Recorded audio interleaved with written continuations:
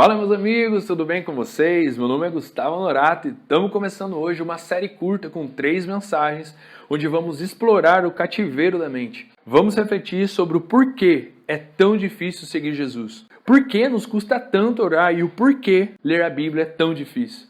Então vamos começar hoje com uma reflexão sobre os desafios de seguir a Cristo.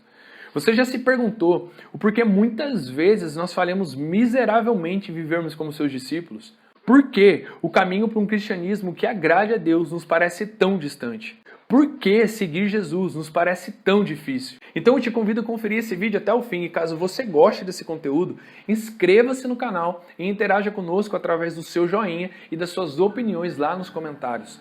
A sua avaliação é muito importante para o crescimento desse canal que só está começando. Então, fica comigo e bora dar início a essa série. Por que é tão difícil seguir Jesus? Antes da gente começar a responder essa questão central, primeiro nós precisamos estabelecer o significado de seguir Jesus. Para segui-lo não basta apenas saber quem ele é, não basta apenas aceitar o seu sacrifício, ir à igreja e falar dele para as pessoas.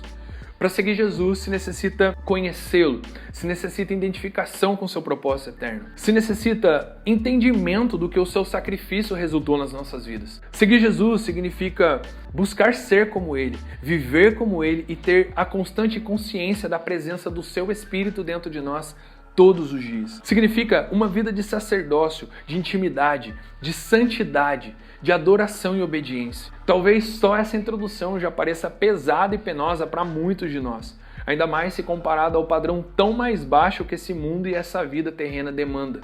Contudo, olhar para a excelência do padrão proposto por Jesus precisa instigar e atrair os seus seguidores. A menos, é claro, que seguir a Cristo signifique para você apenas uma prática religiosa. Então, tendo estabelecido o significado de seguir a Cristo, vamos começar a responder o porquê segui-lo é tão difícil. Primeiro, seguir Jesus é difícil porque te desafia a negar a si mesmo e abraçar a sua cruz todos os dias. No Evangelho de Lucas, no capítulo 23, na versão NTLH, está escrito assim: Depois disse Jesus a todos, se alguém quer ser o meu seguidor, que esqueça os seus próprios interesses, esteja pronto cada dia para morrer, como eu vou morrer, e me acompanhe. É incrível o chamamento para seguir Jesus, mas principalmente o que está unido a esse convite. Repensar a vida para além de uma visão antropocêntrica e individualista é a principal característica de um discípulo. O discípulo de Jesus busca muito mais pelo nós do que pelo eu. Já não se trata do propósito que Deus tem para a minha vida individualmente, mas para nós, para a sua igreja, para a sua família, para o seu povo, onde o eu está incluído. Quando você nega a si mesmo, você abraça a sua cruz, porque você diz não para a circunstância que você está enfrentando e declara que existe um Deus maior que os seus problemas. Pensar no nós quando se está passando por desafios terríveis na vida é uma tarefa muito difícil. Porém, Jesus, como nosso modelo supremo, mostrou que esse é o caminho, quando ele intercedeu por seus perseguidores, quando ele dava os seus últimos suspiros na cruz. Definitivamente, Jesus nos mostrou que segui-lo não é tarefa para gente fraca, para gente vitimista e individualista. Talvez isso é o que torna o Evangelho tão extraordinário. Número 2. Seguir a Cristo é difícil porque nos desafia a sofrer perseguições e construir inimizades com o mundo. Tiago, no capítulo 4, no verso 4, diz assim: Gente infiel, será que vocês não sabem que ser amigo do mundo é ser inimigo de Deus? Quem quiser ser amigo do mundo se torna inimigo de Deus. Longe de mim comparar o que significa ser um cristão praticante do Evangelho nos dias de hoje com o que já foi num passado não muito distante. Hoje é a hype, tá quase na moda a gente falar que é evangélico, que é um cristão protestante, mas não faz muito tempo, só o fato de se declarar um crente já era motivo de zoação, principalmente na época de escola. Eu tenho 33 anos e eu me lembro muito bem como os crentes eram perseguidos pelos alunos não cristãos. Mas hoje, quando nós falamos de inimizade e de perseguição pelo mundo, nós falamos de coisas mais profundas. Nós falamos de inimizades construídas por se negar a negociar valores, por se negar a negociar nossa fé em troca de enriquecimento ou vantagens, ou mesmo por perseguições religiosas. Eu me lembro, há alguns anos atrás, eu estava enfrentando um momento de grande desafio na área profissional, na área financeira. Eu já estava casado na época, estava no 4º ano de engenharia civil e me apareceu uma oportunidade indicada por um amigo para trabalhar com liderança e gerenciamento de projetos. Eu já era projetista formado, com uma certa experiência até. Me lembro que a proposta era surreal, era um salário absurdo e era para trabalhar fora da cidade. Me lembro dos gestores me explicando os processos e a forma de trabalho e o quanto eu estava empolgado, já que vinha sendo naquela ocasião um tempo terrível para minha esposa e eu. Mas então, eles começaram a me perguntar coisas da minha vida pessoal e as coisas começaram a mudar. Principalmente quando eu falei que eu era cristão protestante. Eu falei dos meus valores, falei dos meus anseios. Primeiro que começaram a me tratar diferente, com um tom de deboche. Segundo que, então, para me colocarem à prova, eles começaram a falar mais abertamente das inúmeras maracutais que demandaria ser feito caso eu abraçasse aquela proposta. Obviamente que eu recusei. Me lembro dos gestores fazendo piadas por eu recusar, já que era um salário extremamente alto. Contudo, eu não tinha dúvida do que eu precisava fazer. Resultado, eu continuei desempregado por algum tempo. O amigo que tinha me indicado parou de falar comigo. Foi terrível. Fato é que seguir a Cristo demanda um padrão mais elevado de comprometimento e uma capacidade maior de encarar situações desconfortáveis. É o lance da prova da fé. Ou você está fechado com Cristo, ou você não pode ser chamado discípulo de Jesus.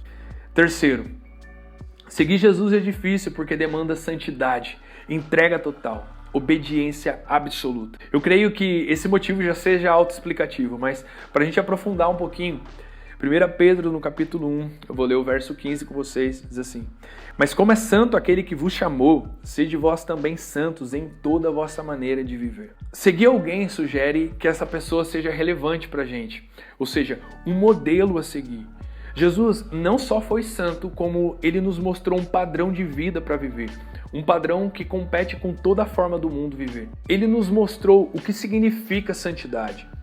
Santidade é o ato de reproduzir a essência de Cristo, um estilo de vida que demanda entrega total e obediência absoluta a Deus. Então, somos santos porque Ele é santo e Ele fez com que o seu Espírito habitasse em nós.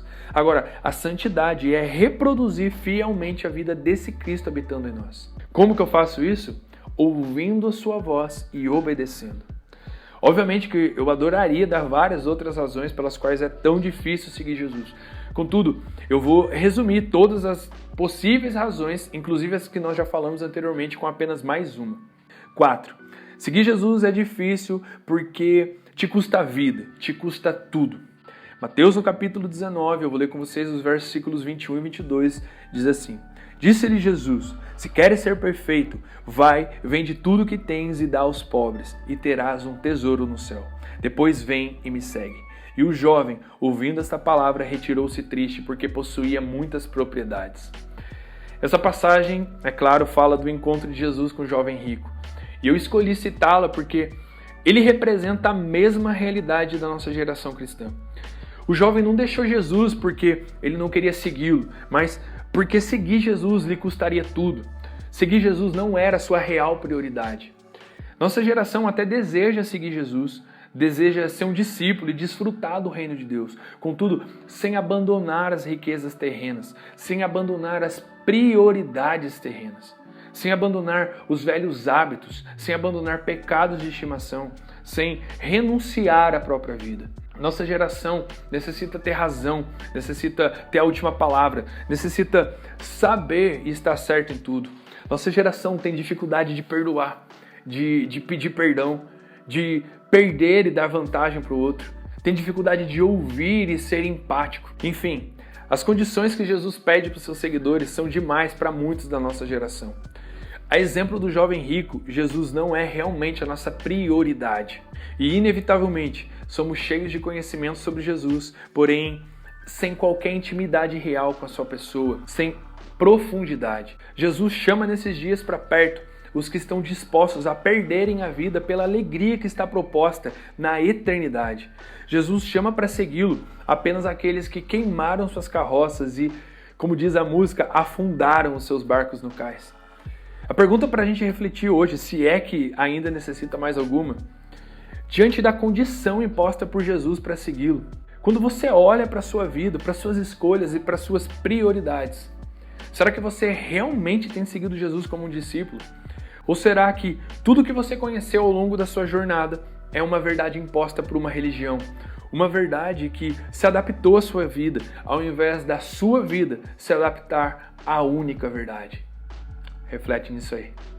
Bom, meus amigos, por hoje é isso que eu tenho para compartilhar com vocês. Eu espero que esse conteúdo possa ter de alguma forma abençoado a sua vida e te feito refletir. Escreva nos comentários quando que você está vendo esse vídeo e o quão relevante ele possa ter sido para você.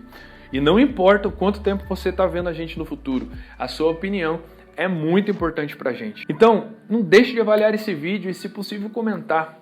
Se você gostou e ainda não é inscrito aqui no canal, se inscreve aí. Que Deus abençoe a sua vida. Fiquem todos com Jesus. Beleza? Falou, valeu, até mais.